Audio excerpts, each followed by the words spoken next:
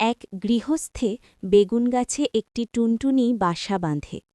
এটা দেখে একটি বিড়াল আসে।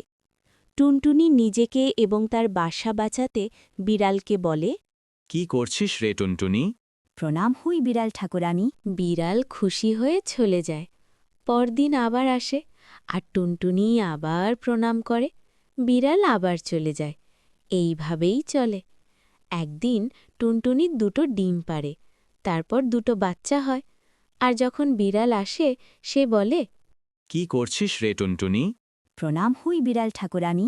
বিড়াল খুশি হয়ে চলে যায়। বিড়াল মনে মনে ভাবে, এবার টুনটুনি আর তার বাচ্চাদের খেয়ে নেব। টুনটুনি এটা আগেই জানত, তাই সে বিড়াল এলেই প্রণাম করে বিড়ালকে খুশি করে। একদিন বাচ্চাগুলি উড়তে শিখে যায়। টুনটুনি তাদের বলে, এবার বিড়াল এলে টুনটুনি বলে, কি করছিস রে টুনটুনি? ধুর হন লক্ষ্মী ছাড়া বিড়ালিনী। দাঁড়া, দেখাচ্ছি মজা।